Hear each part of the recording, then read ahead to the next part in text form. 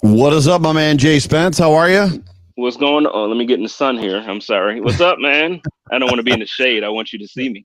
Dude, yeah, we can see you out there making everybody in Western New York jealous with that Arizona sun. Welcome into the Hump Day Hotline, a tailgate, a Buffalo Fanatics tailgate version edition, if you will, of the Hump Day Hotline. I am your host, Joe Miller. I am the voice of the Overreaction podcast that you can find. I have a preview pod that airs on Sundays, but primarily my show airs on Mondays. So be looking for that tomorrow. And my dude to my left. First of all, before I introduce myself, dude, people are saying you're like the voice of Bill's Mafia. I've seen that I swear I'm gonna screenshot it and text it to you. I've seen it like 8 times where somebody has said like, actually, he's probably the voice of Bill's Mafia now. Like he just has this smooth, it's just like in the whole butter thing. But I am Jay Spence the King, the host of Code of Conduct and the host of the Chop Up. That is, I don't know, it's kind of in jeopardy, but I don't know as far as today because of this time. So yeah, I'll see what's happening. If it airs 7:15 plus 3 hours is 10:15 Eastern Standard Time. So if you go live, it would be right. It'd be 10:15 ish, somewhere around there. Yeah, I don't know. The issue isn't even that. The issue is because Mookie does the interviews, and then when people watch the game right after, nobody's gonna watch. Right. Because I would want to watch the game too. But we'll see. I sent the SOS out to a few people. We'll see what happens. Right. Do you need to get out of the way? I heard somebody backing up near you, and I'm nervous. I'm nervous for you. So no, that's yeah. I'm safe. Well, welcome in everybody to a special Hump Day Hotline on a game day. And this is the cool thing. So Fanatics does these tailgate shows, which are awesome. And you and I never get to be a part of it because I work on Sunday mornings and my job is relatively demanding. So I don't get to be a part of it. So we're, as much as a lot of people in Bill's Mafia, as much as the Mafia hates 1 o'clock games, or at least a lot of them do, or not hates, loves 1 o'clock games, hates non-1 o'clock games. Sorry, let me get that right. It's kind of special for us because we actually get to join in the tailgate fun. So and I know that there's a lot of people that tune into these things, but we get to talk about this football game, Cardinals versus the Bills in Arizona, which is probably good because we've got a front that's about to come through this city, which, by the way, if we lose power, you're going to lose the show. Jay, we tried to test it. Jay Spence might stay on by himself. I might. We'll see. He'll have no control over the comments whatsoever, and we'll be just basically waiting for the power to come back on over here. But a lot of good people in the room. Amy Pawlowski's in the room. What's up, Amy? It's good to see you. Thanks for being part of the show. John Taylor, LeBron is in here. Chad Cooper. A lot of new names that we haven't seen on the Hump Day Hotline. So welcome into the show. So let's get this started. Oh, Jay Spence wearing Cardinal red. I don't know. Richard Rush. No, he's wearing the JA. He's wearing the next future Hall of Fame quarterback. I'm wearing not the first. I'm wearing the last Hall of Fame quarterback. Jay Spence is wearing the Josh Allen. So why don't we start here? Why don't we start with inactives? So the inactives list came out, and the inactives for today are clearly Jake Fromm. The surprise here is Cody Ford for me. I'm not sure what's going on with Harrison Phillips. And I think that's a question a lot of Bills Mafia is asking. Do you have any thoughts? Like, what is going on with Harrison Phillips? Is it his injury or is it something else? Honestly, I think it's his injury still. Like, now I know he's been playing and I know he looks healthy to some degree. And I know that, the ACL has been forever ago now, technically last season. Right. But I'll tell you, like, it takes guys 2 years sometimes to really turn back or get back to where you were prior to the injury. Right. Honestly, man, I don't think Harrison is himself or his normal self that we're used to seeing him, as a player. So I think that has a lot to do with it. Right. And jumping over to the game day roster, the inactives are over here to the right, all the way to your far right. What is missing are a certain couple of dudes that we found out yesterday. COVID. If you've been living under a rock, ended up with a COVID designation. One of those, the primary one, was Josh Norman, and Josh Norman was set to come back and play this game. Injured or had recovered enough from his hamstring injury, and he took with him, due to proximity protocols, he took with him Levi Wallace, he took with him Dean Marlowe, and he took with him, and we were just talking about this, oddly enough, Tyler Kroft, which from a proximity standpoint is a little weird. Like, I'm not sure if that's from a coverage thing, like they were guarding Tyler Kroft, or if they're just buds and they hang out in the locker. They're definitely not part of the same position group. That's why it's weird to me. It's like, wait a minute. Okay, Tyler Kroft, he got nailed too. So he avoided the first one with Dawson Knox and got whacked with this one. So it has been completely through our tight end room. How do you think that's going to affect us today? I'm excited to see Dane Jackson. That's just me. That was where I was going to go. It's like, first, I hope that Josh Norman and the people that he's been in contact with who are on the designation list, I hope that everybody's okay and healthy and doing well. But from a football fan standpoint, I kind of want to see Dane Jackson. You know, Right. I want to see him. I wanted to see him in that role if Norman or Levi was, if they were healthy. I still wanted to see more Dane Jackson. So to me, this is just another opportunity for him to prove himself, and hopefully, Right. he makes the coaching staff, really want to give him some more time, because I feel like he deserves it, man. Like I think this kid is, he should have been hired, in the draft than he was. Yeah, Definitely. For sure. I love this comment. Bada Bing Crosby, welcome into the show. Thank you for being a part of the conversation. Can't wait for this game. This is a huge one for shutting up the Josh narratives. I have thoughts. I was just going to say, I have thoughts about this. I'd love to know your thoughts about this. I just don't feel like it is. Like, I feel like first, Bada Bing Crosby, I'm not saying you're wrong. Like, I feel like it should be. I feel like if we're going to be honest, then yeah, like every game, Josh shuts people up, though. It's like we've been talking about this since last year on Thanksgiving. That was the game. Like, oh, if the Bills can go into Dallas and win, Josh is here. Josh went down there and destroyed Dallas. Then he did the same, and I get it. It was against Duck Hodges, but he did the same thing in Pittsburgh. Then in the playoffs, okay, yeah, we didn't win the game because of whatever reasoning you wanted to have, but Josh looked phenomenal in that first half, and he looked pretty good in the second half with a couple of mistakes. Now this season, they're like, oh, if he beats LA, okay, we beat LA. Then they're like, oh, if he beats, okay, we beat them. Now it's like, oh, if he beats Seattle, we beat Seattle. Now all of a sudden, it's if we beat Arizona with a guy who's in his second year, who. Now I'm a Kyler Murray fan. So don't think that I'm saying it where I'm trying to diminish who he is or act like he's not a great player. But Josh Allen is in his third year. He's 7-2 as a quarterback for the team this year. He's in the top 5 for passing yards, touchdowns, like literally every statistic. He's like top in the league. And we're still saying he has to beat a guy in his second year before we can say we're going to shut the Josh narratives up. Yeah, we're going to believe him. No, we're going to believe it. And he got voted by the fans, as per Fox, as the first half of the season MVP. So, and we're still worried about it. I'm not sure that narrative is going to stop. So even as Peter Schrager, who's the primary one right now, said that if they beat the Cardinals, I'll believe. I'm done with Peter.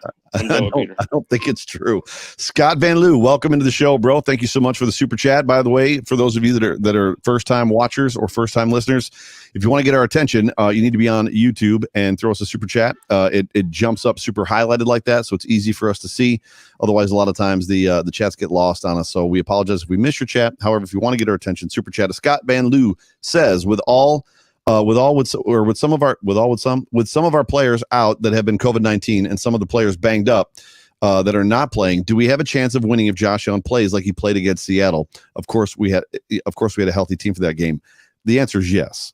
The Bills have a great chance of winning this football game regardless, which we can talk about. We can transition. And I would love to know at this point in time, as it pertains to the people that are in the room watching us, so Bills Mafia that are in the room, let us know what you think right now. Let me know what you think the keys to the Bills winning this football game is. The big one for me, and it's not a surprise, it's the big one that everybody's talking about, is containing Kyler Murray, whatever that means. And I said on my preview pod, they need to make sure that whoever beats them does not have the name Murray on the back of their jersey. Like, there's an aspect of like they need to force Arizona to beat them with somebody other than Kyler Murray. The problem is even with Kyler, it's a pick your poison situation. Do you want him to beat you with his arm, or do you want him to beat you with his legs? I know that you're in Arizona. Judge Mathis is in Arizona. He talked a lot today just about some narratives going around in that locker room that, like, Kyler Murray apparently was holding some emotion back last week. We know that DeAndre Hopkins ran off the field last week, upset, pissed off by how the game ended. So I'm not saying there's bickering going on or turmoil, but you can speak to, you got a different level of connection to that team than we have. What are your thoughts? What's it going to take? So while Spence is talking, everybody tell us what you think the keys to this football game are. Well, out here amongst Cardinals fans, the frustration is, honestly, it's just that people feel entitled in a way. Like, they feel like that they should be there already.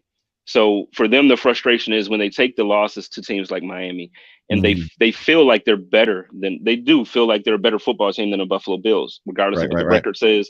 They feel like that. So the thing is, having conversations with Cardinals fans out here, they just feel like they're overall a better team top to bottom. Right. And that Kyler Murray, and I agree about the fact that Kyler Murray has the it factor. He's that guy. He really is. And I know it's his second year. I know his first year he didn't look as great, but I'm telling you, the kid is special. So I get it. But the thing is, the key to victory for us, I know you mentioned containment.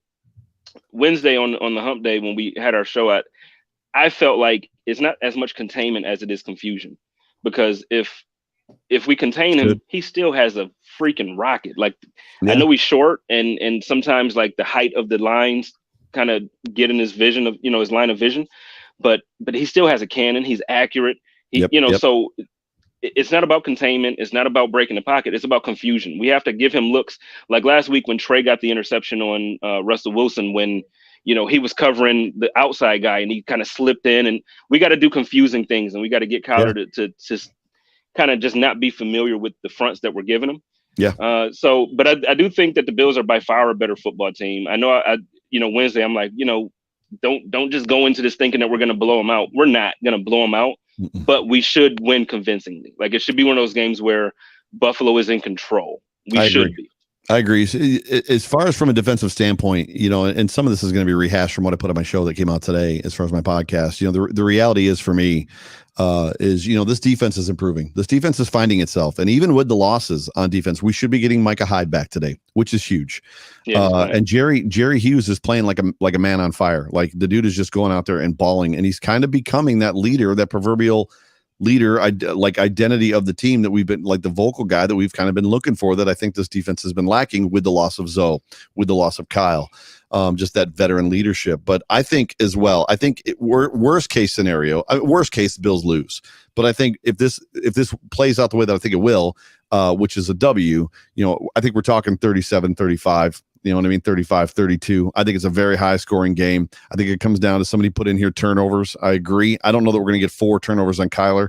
But for all intents and purposes, turnovers are going to probably play a part in this game. So if Josh comes out with his hair on fire, and plays like he did against Seattle, it's going to put them on it's funny because when you begin as an offense when you begin dictating to a defense, any defense at that level, at the weeks 1 through 4 level, at the Seattle game level, not only does it put the opposing team's defense on their heels, but it puts their offense on the heels too, because all of a sudden they got to keep up. And that's a big challenge. I mean, it's as much as like there's explosive offenses, and offenses in the NFL this year have like really done a number on NFL defenses. There's something about coming out and and really kind of imposing your will on somebody. And I think the Bills have the ability to do that. James FX90 says, as long as we stay consistent on defense and contain any running efforts, Edmonds will pick up or will pick off Tiny Kyler at least twice. I don't know. Yeah, I don't think it's that simple.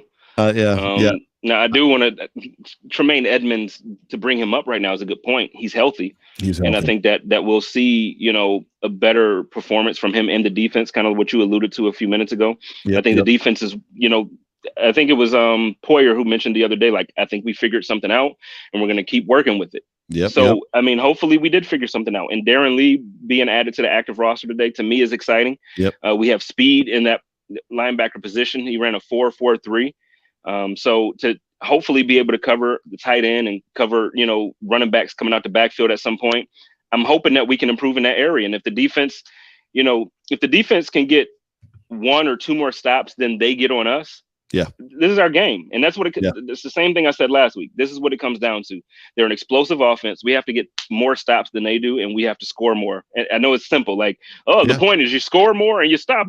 But literally, that's what happens, man. You gotta stop them and you gotta score. Welcome into the show. God loves you. We missed you on Wednesday, so we were patiently awaiting your arrival on Wednesday. Yeah, we were waiting for you, man, to eat a little bit of crow. But we're going to do our best today.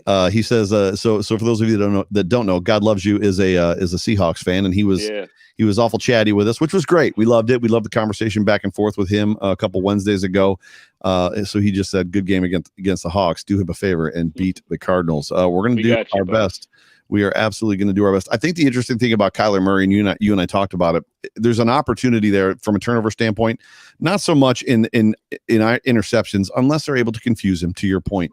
But even watching highlights of him again today, as I was just kind of getting ready for, obviously this show and the game this afternoon, the way that he runs with the football and the way his drop point, like when he goes to throw the ball and it comes down, he drops it down around his hips and then comes back up and over.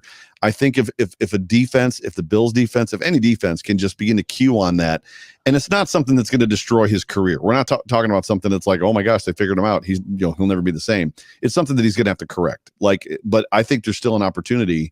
There's going to be opportunity to knock the ball out. And the question is will the Bills be on top of it? Can they catch him? Right. So can they get up? Right. Turnovers. Yeah, but I guess my question to that is like, I'm sure if you and I can see that on film and like when we watch the game, I'm sure NFL teams have seen it. You say that. And when I'm just saying, I'm sure they've seen it. And it's one of those things where it's like, it must not be as easy. Like, I get it. He does hold it in an awkward way that you would think like, man, we should be able to punch the ball out. But everybody should. It's like, every week he comes out and he has a 80-yard scrambling and then he has 320 yards. It's like every week he comes out and he's doing things and it's just like, okay, maybe the Bills will be the team to key in on that. Yep. Welcome into the show, Mike. Thank you for the chat. I brought this up for you off the air. We started talking a little bit and we kind of shut the conversation down just because we wanted to have the realness, the freshness on the air. 8-2 if we win this football game, and it's a big if. They've got to play the football game. 8-2 going into the bye is mouth-watering. You had some interesting takes on that and what it means for this Buffalo Bills football team.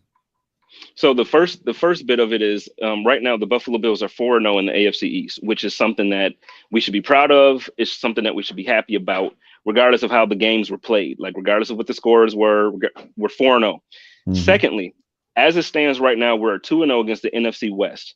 If we win the game today, we'll be 3-0. Coming back after the bye, we're going to go up against a beat-up San Francisco 49ers team. If we can sweep the NFC West, and even if we're 5-1 in the AFC East, it's something that hasn't been done since 1993. The last time that happened, the Buffalo Bills were in the Super Bowl. Now, I'm not that guy for saying that history always repeats itself in the same way, but what I would tell you is history other than just with the Buffalo Bills will tell you that when teams are good enough to sweep a different division, you control your division. That's right. You're probably one of the top 4 teams in the NFL. That's right. So that gives us a good chance to be there in the AFC Championship, and it gives us a good chance to actually be in that conversation talking Super Bowls, man. Like this is a good this is the best team that we've had in forever, man. We should be excited. Long time. And the best coaching staff we've had in a long time. Ryan Thiel's in the house. He says there's 103 people in here. I've got 105 watching on YouTube. 140-ish between all the platforms. Don't smash them. Don't smash that like, hump that like. So jump on that like button. Whatever platform you're watching on, get our metrics up. We would appreciate that. I don't know that we do today. Do you want to go ahead if you feel? No, you got to do it. I want you to do it. I did it last time. I did it Wednesday. I did it Wednesday. Wait. I did it Wednesday. I don't think we got to do it. I don't think it's required today. Okay. What if I did this? Oh, that one's got. What if I did this? Do we still have to read it? It's gone. It's gone. What's this one? I'm functioning through all the different things. But yeah, dude, that's funny. So where you sidetracked me, bro. Sorry. Just in case anybody's wondering, this show, Buffalo Fanatics, is sponsored by Manscaped. And if you are one who lets the downstairs area get completely out of control, there's a way to keep that in control and to keep the one that you love happy with you, and might find out that she wants to be near you more often, or at least near that part of your body. Jump over to manscaped.com, type in the promo code Fanatics. We're going to give you 20% off of anything that you order and get free shipping, which is a really, really big deal. Evie says, Wyoming shout out, please. So what's up, Wyoming? It's good to see you. Good to have you in the house. Go Bills. I don't know. Yes, bro, we keep getting corona. We don't really want to probably get into pandemics and politics because you can't talk one without the other. So we're just going to push on from that. Well, I think he's asking how we're like players are getting it. It's how we keep getting it. Well, it's going to happen. I mean, you're talking about regardless of where you fall on COVID-19. So I wasn't going to talk about it, and I'm not going to. But regardless of where you fall, and I'm not like, it's clearly not fake. It's not a plandemic. There's not an aspect of it not being real. There's different information out there as it pertains to how deadly it is or isn't or was when it started versus how it is now. This is the reality. It's incredibly contagious. Like when you get near people, it's more contagious than a cold. It's more contagious than a flu. It's more contagious than chickenpox. Like it's very contagious. So it doesn't take much. And the funny thing about it is I'm not sure that the scientists know exactly how it's being transmitted, because you would think if everybody that's the big thing on Twitter is to blame the non-mask wearers. Like, oh, it's all those people not wearing masks. Well, why aren't they getting it? Right? It seems to be that it's just it doesn't play favorites. It goes after everybody. So it's contagious. That's all we can tell you. And unfortunately, they're getting it. The good news is the NFL is doing a very good job of keeping it under control. And I think that's what's exciting. And probably the best part is there's been a lot of NFL players that have gotten it. We've heard nothing about anybody that I know of having any serious, like super, like career lasting stuff like in their lungs. And nobody has died. There have been no players. And if you remember, Spence, you and I talked early before the season started. That was the biggest concern. Like, is it what happens if one person dies? Like one player dies? Like, was it worth playing? What is it worth playing the season? The answer is probably no, right? So it's just kind of one of those things. But I don't know. I'm going through the comments. What is the most surprising, or what is going to be the most surprising thing you think we see today in this football game? Hold on, do it again. My audio went out. Do it one more time. Sorry. I can hear coming through your speakers. I was wondering what you thought the most surprising thing is that you're going to see today. So let's do offense first. What's the most surprising thing you think you're going to see on offense today? Same thing with the Bills Mafia in the chat. What's the most surprising thing you think you're going to see from the Buffalo Bills on offense today? I think Zach Moss runs for 125 yards. That would be surprising, especially when I'm under the impression that Josh Allen is going to just come out like he did before. I mean, you're talking. I think he will too. No, I agree. I think it's going to be an offensive day to remember. I do. Where does one thing we have not talked about? Where does all of the emotional the build up, right? So Josh Allen finds out his grandma dies on Saturday, plays football on Sunday, and plays out of his mind. Is there pressure for him? I don't think that's the way that I wanted to ask that. Like, where are we at on this idea that Josh Allen might want to come out to prove to Bills Mafia, I know you love me and you love my family and you did this. I'm going to show you that I love you. Is there pressure there that could potentially blow up in his face? Or is it another situation where he's just going to find a zone and he's just going to think of that? Like, to me, that wasn't even a thought. So, I mean, that's a good question, I guess. Wow. To me, I would feel like there's no pressure. To me, when it's love like that, it should just be love. And he should feel the love, and he should know that Buffalo loves him, and he should love Buffalo back and just go out and play. But no, honestly, that's a good question. I didn't even think of it in that sense. Yeah, it'll be interesting to see because this Arizona Cardinals defense is not exactly great, right? We know that. Right. So they're not great against the pass. They're not great against the run. And the Bills are amazing passing the ball, and they've come around good running. We're getting Mitch Morse back. Feliciano's going back to guard. That spells great things for this offense from a run standpoint. Somebody put in here that could be just a surprising, or I think you just said it. Like, this could be one of those games where it's just like a day to remember for this offense. It legit could. That's not where I was going with that. So Mark Berg, thank you so much for the super chat. Your comment did not come through. Your question did not come through. So do me a favor, get your comment or your question in there, and I'll make sure that I pull it up and we will read it. So thank you so much for the super chat. I'm sorry, Joe. I'm trying to see you because it's so sunny out here. Like, I keep moving because the sun is in my eyes. I'm about to cut Jay Spence loose for bragging. I'm sorry. We got weather events. We got weather events going on up in here in Buffalo, New York. But yeah, so Mark, if that's what you want to say, another big defensive stand.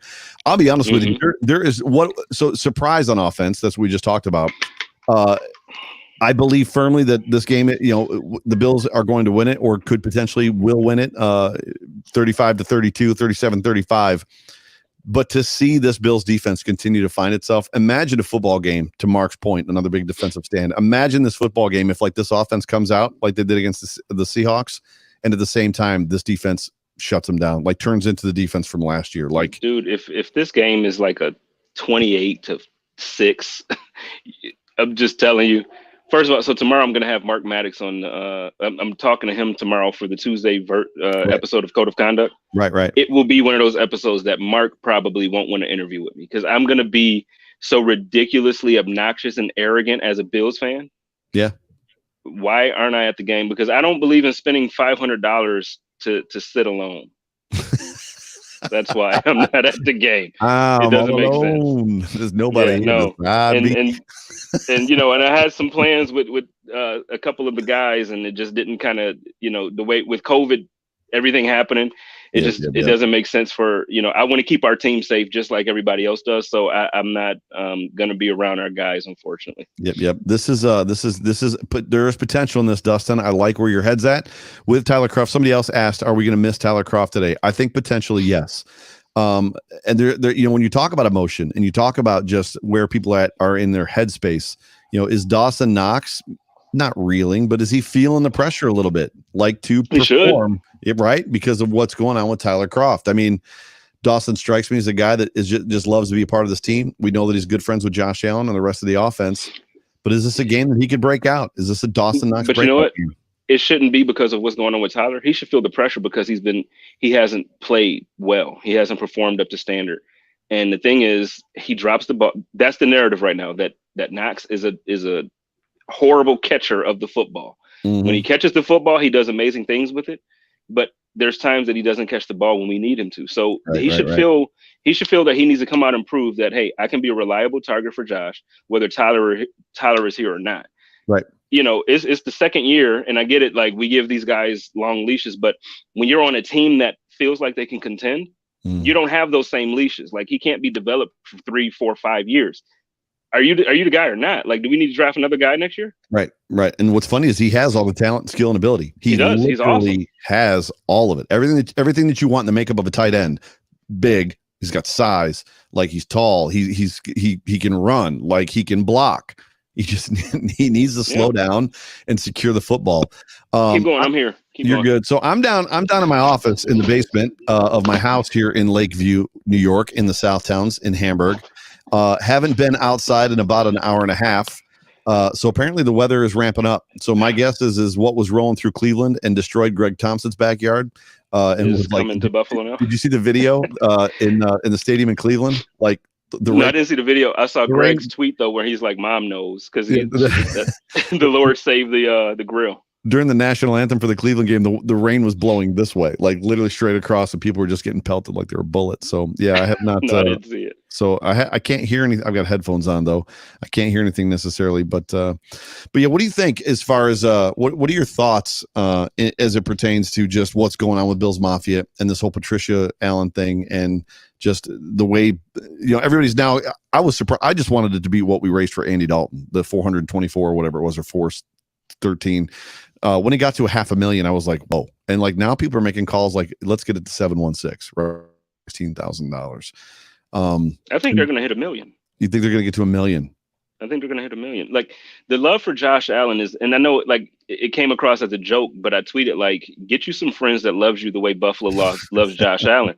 And I know it kind of like blew up in Buffalo for a minute, but it's the honest to God truth. Like, the way Buffalo feels about Josh, even myself, like I'm out here in Phoenix, man, and I'm driving, and like, so there's a politician out here named John Allen, and he has these signs up. So like with the election going on, every time I would drive by, I'm like, oh, Allen, Josh. Like, there's a love for Josh that's not the same. It's just not this. We haven't had this type of love for a quarterback probably since I would say Flutie. Like when Flutie Flakes, like he had the Flutie Mania thing go, and I feel like we love him even more than that. But it's like we haven't had it. So I just feel like the type of love that the city has for Josh, man, it's gonna be one of those things that's just gonna, we'll look back on this 20 years from now, and it's just gonna be something on his resume, as far as his relationship with the city. Yeah, that it's just gonna be an incredible story. No, I agree. And as much as this is big, Dustin, thanks again for the chat. Jordan Phillips is out, question mark. Yeah, he's been out for a couple of days. He hurt his hammy last week. I think he only had 6 or 8 snaps last week. I want to show you something. Yeah. Can you see that? Oh, is that sweat? Yeah, I took my jersey off because I'm sweating. I'm sitting outside doing the pod. And this show is about to be. This is what I'm going to do to you. Like no, no more Jay Spence. I just kicked. I tried to add you back and kick myself out too.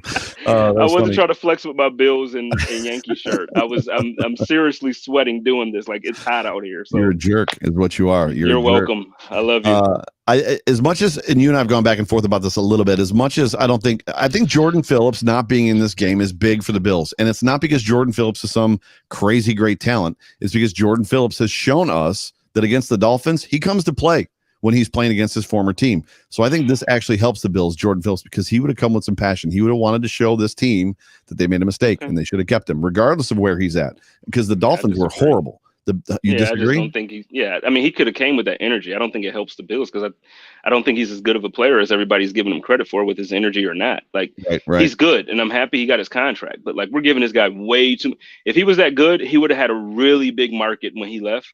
The reason why he signed with the Cardinals is because the Cardinals were the team to offer him that money. He did not have the market that, like, the way Bills fan. The same thing happened last year. Like, I don't know if you remember last season. Like, everybody we were nervous about Fitzpatrick when we were playing Miami, as if he was like better than Tom Brady. It's like, oh, but Fitz is this. It's like, dude, if that was the case, Fitz would be a Super Bowl champion quarterback on whatever team. Like, let's stop giving Jordan Phillips the credit that he's just not that good, man. Yeah, it's clear to me that Jordan Phillips, that whatever went down in Miami when they released him and the Bills picked him up, that there was no love lost there. Like, they did not like each other. Yeah. Phillips wanted out. So so Vinny's right. For all intents and purposes, Jordan wanted out and they wanted him gone. And it was very much I'll show you what I've got. I just, like I said, I'm talking about putting it in a box or putting it in a bubble. I'm not talking about Jordan Phillips being great. Jordan Phillips played 3 great games last year. 2 of them were against the Dolphins. 1 was against the Titans. I mean, so there's an aspect of, like, I'm just glad I don't have to see it. Like, I don't have to see him sacking Josh Allen and then doing one of these on the sideline. Like, I just don't want to see it. Like, it's okay. It's only 4,000 fans there, so it's not like it's going to be too loud. It's okay. So a second ago, I asked you about your biggest surprise today prediction on offense. We got some decent comment. It's funny because there's 144 people up here. I've got 55 likes on YouTube, 22, I think, on Facebook. But the chat isn't super live. I'd love to see some more people in the chat. Yeah, let's get up in the chat. I can't quite see it today like I normally do, but yeah, let's get in there. Yep. So I gotta jump on this because Lone Wolf was on point. All the financial hardships during COVID-19 and the Bills Mafia pouring out donations is absolutely amazing. It's true, but that's who we are. This is Buffalo. I mean, this is exactly who we are. So surprises on offense we talked about. What do you think about surprises on defense? What do you think is gonna be your surprise today on defense? I'm gonna go against something that I debate with you about all the time. Ruh-roh. I think Trey White is gonna shut down D-Hop. Nice. I do. I think Nuke might have maybe like 3 receptions for like 40 yards. I think that Trey White is going to show today that he is the best, if not the second best cornerback in the National Football League. Yeah. I'm going to jump on this one because it's been asked like 3 or 4 times. James Parson asks, any idea why we keep bringing up Jake Kumaro? No. Just no. I read on my show. I read it that they brought him up yesterday, and I was like, I don't know who this guy is. And I talk about the Bills like 3 times a week. Like, what position does he play? I think he's a wide receiver. No idea. No idea. Okay. So for me, probably special teams. He's probably going to fill in on special teams. I can't. That's probably a good point. I cannot. With Tywan Jones being out, and who else was out? And obviously Marlowe's a special teamer as is. So he's filling in there. It's not. We won't see him. He won't make a catch unless we're up by like 3 touchdowns at the end. Yeah, Richard rushes on it, so that's exactly right. Oops, wrong button. I'm really sweating, dude. Like, yeah, you're good. Like, really sweating. We're almost done. We're gonna be out of here in about 25 minutes. So for me, surprise-wise on the defense, and this is just, I don't know. Normally, when I get a gut feeling about something, I'm completely wrong. Just the way that it goes. I can't go with the Trey White over the D-Hop thing because I feel that's going to happen. I think Trey is going to do a good job against. I'm not saying Hopkins is going to get shut down. I just think Trey is going to do what Trey does against Hopkins. We'll see. I like what you said. For me, the surprise is I think Dane Jackson makes it. I think he makes a statement in this football game. I think Christian Kirk. Yeah, I think the flash, because they're going to throw away from Trey. They're going to throw. Joe. I mean, they're going to target D-Hop 5, 6, 7 times, which means that again. Dane is going to get his work. And I think again, man. Dane's going to get his work. I think he's going to flash. There's a physicality that he brings that's different from every other corner on this football team. He's a sure tackler, which is something we have not seen from basically other fans or other players. I'm sorry, I got confused by something that came up in the comments. I like it, man. But I think I think he's the big surprise player today. As far as that goes, I think it's just going to be this is awesome. I do. It's listen. It's November, and I'm sweating, and I need an umbrella hat. You are so right. You are so right. This would be Alexander McLean says biggest surprise. We get 7+ sacks today, considering that. Do you know the number? How many times he's been sacked this year? He's been sacked 7 times. So 11 times. 7. I thought it was we got sacked 7 times last Sunday. Yes, so yeah, but I think the number's 7-11. So 11 times he's been sacked this year. 7 of those 11 were his fault. But if we got 7 plus sacks today, that would be a huge surprise. Well, hey, if he gives us 7 sacks, I'll take him. Yeah, this would be a surprise. Jake says AJ Klein continues to look like an NFL player. I don't know if he's going to get as many reps as we think. I think Darren Lee is. Well, at least I hope. Well, no, but you know what? AJ Klein played well last week. That's what he's talking about. AJ continues. Yeah, he played well. Yeah, no, you're right. Like that would be. I would say that would be an equal surprise. So yeah. James says, take Dane Jackson pick 6 and Cards do not score double digits. Wow. So Dane Jackson with a pick 6. It would be amazing to see Dane Jackson with a pick 6. Surprise on D is going to be Oliver finally has a stellar game. 2 sacks, 2 tackles for loss. Real quick, shout out to James. I think he was on the show Wednesday too. Shout out to James FX. Yeah. You know, which one? No, well, there's 2. There's James FD, and then there's the one that you just put up. It was like James FXD or something. Yeah, but no, shout out. I think he was there Wednesday. It jumped on me, so which it does once in a while. It does that, yeah. The Cardinal line is suspect. Expose them. The thing about this card, this is a great comment, and the reason that it's a great comment is because the Cardinals were very, as much as they had the number 1 pick in the draft, and they took Kyler. That's correct. Kyler was the number 1 pick in the draft when they drafted him. Is that right? Sorry, say it one more time. Some people start yelling. Wasn't Kyler the number 1 pick in the draft when the Cardinals took him? Yeah. So the funny thing is the Cardinals have had a suspect offensive line forever. And what they did is they went and got the one guy that loves chaos, as Joe Marino said it. Like he invites it into his life. Like he wants to be pressured. And I don't remember what I was watching, but they were talking about Kyler and his ability to reset his feet.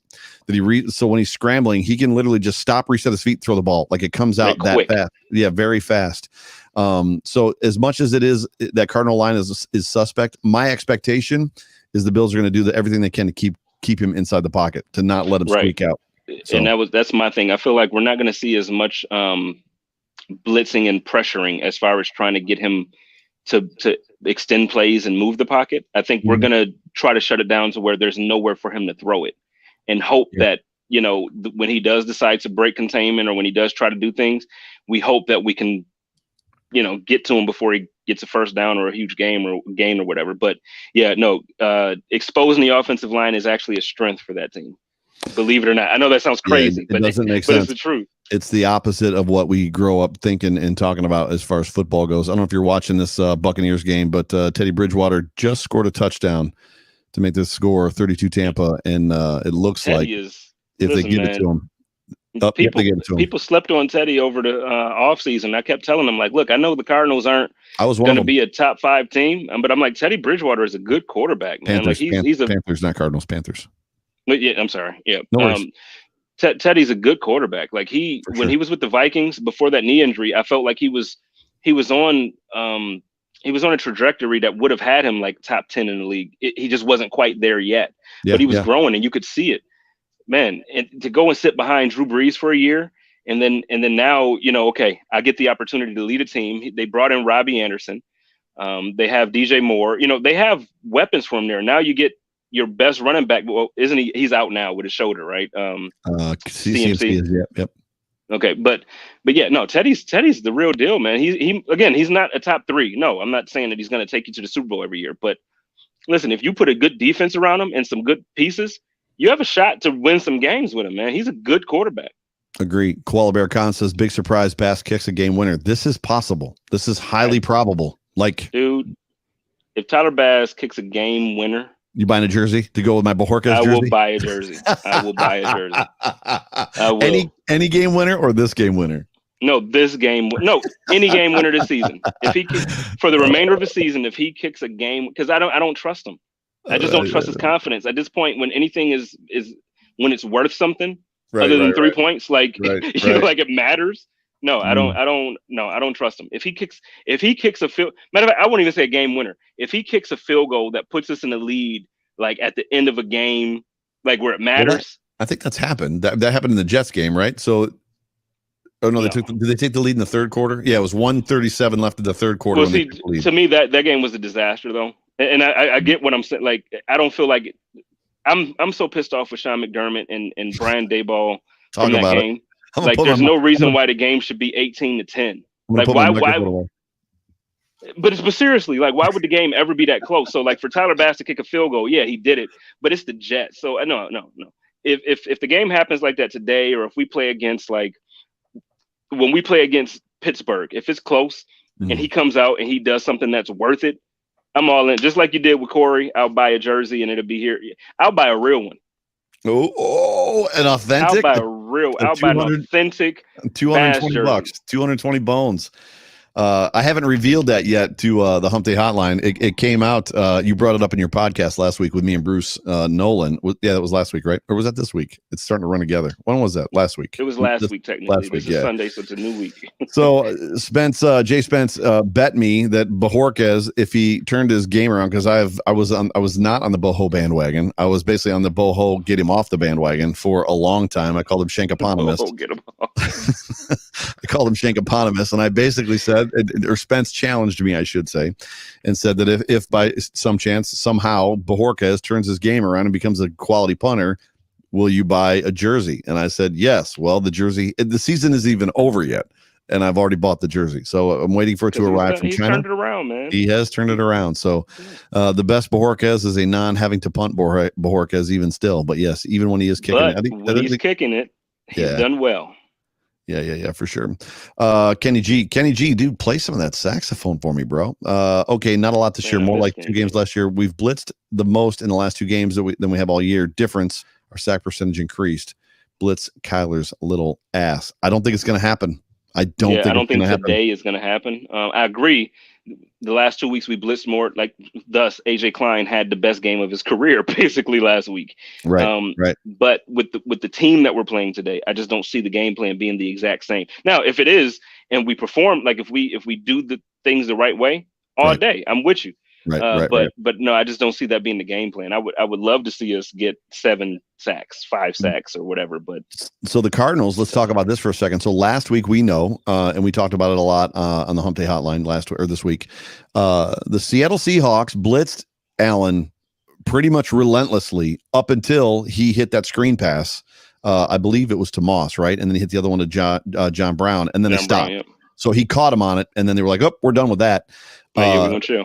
Yeah, right. The Cardinal, and the funny thing is Allen came out hot, and then they started to figure it out. They got home. They made some adjustments. Allen started throwing the underneath stuff, and then they got away from it. The Cardinals blitz 35% of the time, and I think it's the 10th or 11th most in the league. So, what do you think of that? Are they going to blitz? Are they going to, similar to us? Are they going to work Josh Allen like, okay, we're going to find a defensive coverage that he struggles with, force him to stay underneath, because we all know that Josh Allen does not like to stay underneath, and we're not going to blitz him. So we're going to keep him in the pocket as well. Are they looking at a similar game plan to what we have? Like, keep it short, keep it tight, don't let anything like get over the top, don't let guys run free. If they were smart, they would. But the thing is, their game plan is different. That's the way they play. They like to blitz. Right. So I think they're going to try to stick with what they know, because switching up normally doesn't, like when you change who you are, it normally doesn't generate positive results. So I think they're going to stick with what they do. They do have Baker playing. So there's safety who was questionable to play. Yeah, Buddha. He's playing this week, which is it's good for them. The thing is, I don't know, like those type of injuries, man, like I question when players like are active last minute, if they're really ready to go. Mm-hmm. So I'm hoping, for his sake, obviously, I hate injuries. So I hope that he's ready to go. But the thing is, I hope the Bills test him on that. Like, so, you guys are going to send blitz. Let's get these one-on-one pass, opportunities down the field. I would love to see what Diggs does against a weakened secondary. I would love to see what John Brown does as our second, like we have the roster, we have the wide receivers to really expose a beat up secondary.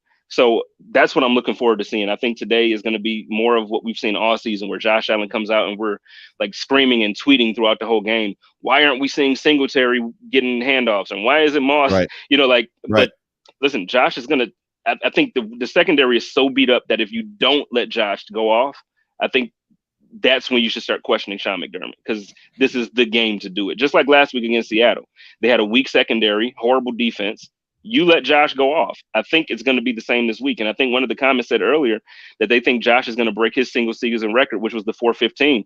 Yeah. Listen, I'm not predicting a 400-yard game, but if he does it, I think this is the game to do it. Like, go out and go off. What are the implications if the Bills come out of this game 8-2 headed into the bye? What are the implications season wise? I mean, are we talking about? I mean, we're at the point where it's just like, yeah, it's a done deal. Like whether it's the division or at this point it's the division. Clearly, I don't think it's going to be a situation where they've clinched. But man, the opportunity to get healthy, right? It's going to be man. To me, the biggest implication is at this point. So 10 games into the season, going and then you have a bye. So 11 weeks in, yeah. You have the opportunity. Let's go for this number 1 seed. Right. Like, so now the conversation switches from, hey, are we the number 1 seed? Like, are we taking the AFC East? It switches from that. Like, yo, we've lost 2 games. Hopefully, when we go up against Pittsburgh, we can beat them. Right. I don't think that I don't see Kansas. I know they beat us. And so I'm paying respect to that. They beat us. Yep. I still don't see them as good as they were, though. Like, I feel like that stretch of games for us, really a 4-game stretch. So the Titans, the Chiefs, the Jets, and then the Patriots, I feel like the Bills weren't playing their best. Agreed. So I would love to see them again. Allen being hurt was a big part of that. Allen was hurt. Yeah. Hurt. So I would love to see them again. So I'm not scared of the Chiefs like I was. I'm not scared of Baltimore, at all. I'm definitely not scared of Tennessee. So when we have these conversations and it's like, oh, we could really try and go for that number 1, number 2 seed. Let's get a bye. Right. So if you get a bye going into January in Buffalo, come on, no team wants to come to Orchard Park and play us after nobody. So the conversation switches, man. Let's do this. I'm amped. I'm sorry I just took over the show just then. And that's what I want you to do. And that at that point you're talking 3rd week in January. So this isn't like first week in January the Bills are playing the Dolphins, which nobody's talked to as it pertains to like Tua coming to Buffalo, and that could be the game to decide the division. Well, the Dolphins don't play well in Buffalo in January. First of all, second of all, if we get a bye, you're talking about that first game in Buffalo for the playoffs being the 3rd week. I ain't worried about none of them playing well in Buffalo, man. Insane. Like, if we get a bye week, I'm claiming Super Bowl. Like, I've claimed it already because I've said that, like, I feel like the Bills in Seattle. But I'm telling you, if we get a bye week, I'm claiming Super Bowl. I like the optimism. Sorry, I feel like there's like a biker club going by right now. This is what happens in November in Arizona. So I'm sorry it's so loud. I'm gonna cut you off at the sun. I'm gonna put you in timeout again. I'm gonna put you in timeout. Wasn't my fault. I'm sorry, man. Ladies and gentlemen, you are watching the Buffalo Fanatics Tailgate with a special episode of the Hump Day Hotline. Whatever platform, there's 150 people up in this room. Whatever platform you're watching it on, do me a favor, do us a favor, and hump that like. Jump on that like button, and let the world know. You got to do it one time. You got to do that. Yeah, just. I don't have a problem. I'm all about it, dude. So this is what's up. So Jay Spence and I have coordinated, just for the viewers and Bills Mafia at large, a special megapod for this week's edition of the Humpty Hotline, which is November 19th, or 18th, which is this Wednesday. And I am so incredibly crazy, sky high, hopeful that the Bills come out of this game with a win, because I literally want to break down just the playoff picture and the rest of the season with the lineup that we have for you this Wednesday. This is what's coming up, Bills Mafia, on the Hump Day Hotline Wednesday, live at 9:00 right here. Same channel that you're on right now is a Hump Day Hotline megapod with myself, Jay Spence, the one and only Bruce exclusive, Bruce Nolan, and Joe Marino from Locked On Bills. This is an episode that you are not gonna wanna. I mean, this is like the Super Bowl of like YouTube podcasts right here. Like, this is going to be an incredible show. And here's the thing, Bruce Nolan is not going to reveal his identity. He is still going to be incognito, but do whatever you got to do to set a calendar on your phone, or set a reminder on your phone, put something in your calendar, whatever you got to do. You want to be a part of that podcast. So let's do this. We've only got so I'll let you answer this one. Cameron asks, hate to be a downer, but what do you think we do if we lose? I have an answer. Nothing. We're still first in the division. Agreed. At this point of the season, I think a lot of people thought Seattle would beat us. So if we go into the bye being 7-3, I don't think it's a negative. Like, I don't think you go into it depressed at all. I think it's amazing. You're still, it's one of those games where it's like, okay, if we lose it, man, I hate losing, but we lost. If we win, hell yeah, we're 8-2. So, I just don't, I don't see it bad on any way, but great question. Lone Wolf says that the FBI knows who Bruce Nolan is. We discovered on the podcast that Bruce is the FBI. Bruce is the FBI. I don't know what's going on, but somebody keeps throwing some like weird links up in here, and I'm just going to block them. So you are blocked. Do it. Block user. It's coming up in like Japanese or Chinese or something. So I don't know if that's the FBI trying to do that or what. Get them out of here. So, sorry, those of you that are getting spammed. I'm trying to do the best that I can. Yeah. Let's do this. We've got about 9 minutes left in the show. Let's open it up to questions. So whatever questions Bills Mafia has out there, whether it's this game, whether it's the rest of the season, I'm a big proponent or a fan of the thought that we only have 2 real difficult games left this year, which is this one and then the Steelers game. I think the rest of the games that we have are all winnable games. But you know what's crazy? Yeah. In the offseason, we kept saying the second half of the schedule was going to kill us. Tough. Well, that Niners, Kittle and freaking Garoppolo being on IR. That changes it so much. Yep. But it's still not a game that you want to go into just thinking like, okay, we're going to go in there and take that. So we still got to be careful. We still do. Justin says, should have let us know. We would have raised $400 for you to go to the game. How often do the Bills go to Arizona? Once every 6 years. It's they play the West every 4 years. Who knows how often they go there. But yeah, trust me, if you guys just want to give me $400, I have better things to spend it on than going to, like, I can watch it with friends and be completely happy. To be honest with you, and this is the honest to God truth, I would much rather be in Buffalo right now watching it with some of you than to be here. Honest to God. Yeah. It's funny because he threw Scott Van Leeuwen there. Scott Van Leeuwen, I would have covered it. That's awesome. So yeah, that's great. Yeah. So let's do this. Alan's stat line for the day. I don't remember what my numbers were on Wednesday. Do you remember what your numbers were on Wednesday? I think I gave you, it was like 380 with 3 touchdowns in the air. It was 380 with 3 touchdowns in the air and 1 on the ground. I think I said 3 in the air, 1 on the ground, and I think I was more in the 325 range. Was I not? Wasn't I lower in the low 3s? You were lower. Yeah, you were lower. What do you think our final record would be, Shady? I'm still going 12-4. 3-13 is not, if they it's not out of the question. If they get past the game. Yeah, if they get out past this game today and say that I don't want to give us an L, but if we end up losing to the Steelers and then kind of running the board, that's very possible. But I can also see us losing by some weird thing today and losing that game as well. The reality is, if the Bills win this football game today, they are in the hunt and pushing for a first round bye. Josh Allen is firmly in the MVP conversation. If he lights them up today, yes. Yeah, absolutely. He's firmly. It's not because, like, I know depending on what channel or whoever you're watching, is like, well, maybe no. If he wins today and he doesn't throw an interception, like if he's 350 for 3 touchdowns, he's firmly in the MVP conversation. Yeah, Jay Bowling asked, how did the Dolphins rebuild in a year? Like, damn, they didn't do it in a year. Same way the Bills did it. Yeah, they didn't do it in a year. They did it right. They did it fast, and it's just now it's basically showing dividends finally at this point this year. In a way, if you want to look at it, you could say they did it in a year because the coach has only been there for a year. Yeah. This is his second year, but it's like. Yeah. Yeah, you're right. So, I mean, if you look at it that way, it's only been a year, but it's the same way. It starts off with leadership, man. You get a good leader, and then you let him put the right people in place. And Brian Flores, if we didn't have Sean McDermott in Western New York, he would be my number 1 pick, for new coach to bring in. There's a couple other guys, like obviously the offensive coordinator, Eric, out in Kansas City. There's a couple guys that are like, dude, but no, Brian Flores, man, all day. Chris says his surprise for the defense, outside linebackers contain Murray better than any team has this year and is the keystone to the Bills' victory. I like it. It. John M says, asks, is Beasley a significant factor today? I think he could be. Yes. I think this could be a 12-target Beasley day. I think we have 2 wide receivers over 100 yards, and I think he's one of them. Yeah, he absolutely could be a 12 target. Have a 12 target. He's gonna have like 100 catches for 120 something. Like it's gonna be one of those games for him. Yeah. Eric says, "Great show, boys. Bills win 33-24. Who do you think? Who do you both think is the long shot playmaker on offense and defense? We kind of talked about surprises already. Yeah, I said Moss. Yeah, Moss and Trey. I said on offense. Did I say on offense? I don't think I did. I don't remember.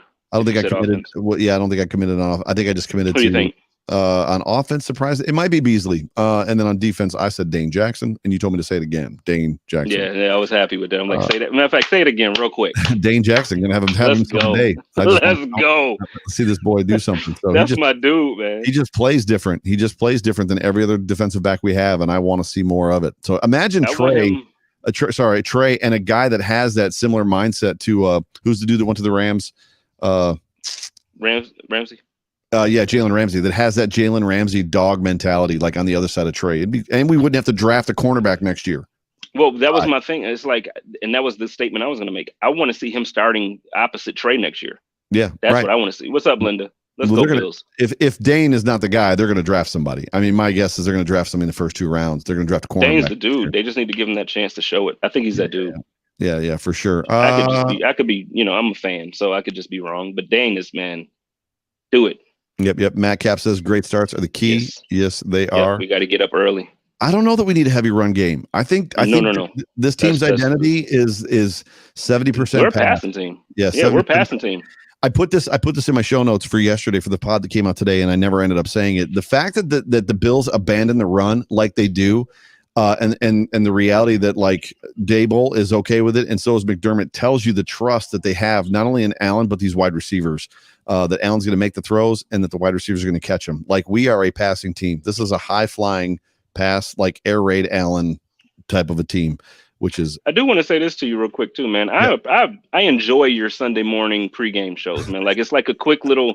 No, seriously, I know I'm your friend, so like sometimes I just hype you up because you're my guy. But no, like it's a good early morning. Grab your coffee, get ready for the game type of show, man. It's a really good show. My goal every time is to be under 15 minutes, and they end up 20. Every time. Like it's but 20 is that's still good. I'm like, this week is going to be 15. And every week it's like 20. Like 23, 22. Yeah. Every time. I just want that quick cup of coffee. Like, hey, Alexa, play the Overreaction Bills podcast, right? Just something quick. And then like while you're making your coffee on Sunday morning, whatever. But no, it's good. Honestly, I like it a lot, man. Like to me, that's what a pregame show should be on Sundays. Like you don't want to take an hour and a half on somebody's Sunday. Right. I'm just going to say, Richard Rush, any day that's got a hump day is a good day. Oh, and I read that. I'm a little tipsy. I read that wrong. I was going to say any day you can hump is a good day. But you said hump day on Sunday. You're right. No, I'm sorry. I was saying that. But that's just me. So that's it got dirty. Any day you can hump. Anyways, back to manscaped.com. Back to the show sponsors, manscaped.com. Brian, where'd he go? Brian's in Disney World. Brian, what are you doing in Disney World, bro? It's like, the Bills are about to be on TV. Like, yo. I'm jealous. Like, I don't know what else to say. Like, I'm jealous. What are you doing? That's so funny. Yeah, I think he's talking about Dane Jackson. It's true. We're all about it. So this will be the last one. Then we're going to cut you guys loose. Steve says, I think they will still draft a cornerback even if Dane is the guy. If Dane shows up, it won't be a first rounder, but I would still expect a cornerback drafted early in the 3rd round. Thoughts? I can see that. I mean, because they should, but the thing is, I'm really hoping that Dane is a guy that we can establish on this roster for a long time. I wanted Diggs this season, Steph's brother. Yeah. But it didn't quite work out that way. He went to Dallas and now he's injured, unfortunately. But I could see us drafting a cornerback next year, maybe 3rd or 4th round. Yeah, Brian, you're officially banned from the show. Sitting by the pool. You and Spence. Man, I need to be by the pool right now because, dude, look at me. You see this? I need to be. Like I'm sweating, man. I got to take the shirt off. Ladies and gentlemen, you have been tuned into the Buffalo Fanatics Tailgate Show. This is the Hump Day Hotline, special edition of the Hump Day. Special edition of the Hump Day Hotline. I'm your host, Joe Miller. You can find me on Twitter at Joe Miller Wired. That is my co-host. Go for it, Jay Smith the King. I'm the host of the Code of Conduct Show and the Chop Up. You can find me on Twitter and Instagram at Jay Smith the King. Check me out. We are about 5 minutes from game time. Last prediction, I got the Bills 37-35. What do you got? I got the Bills. I'm changing it from Wednesday. I'm going Bills 40-33. Awesome. We'll catch you guys on Wednesday with me, Spence, Bruce Nolan, and Joe Marino. The Megapod. Megapod, 9:00. We love you guys. We'll talk to you soon. Hump that like. Hump that like. Go Bills.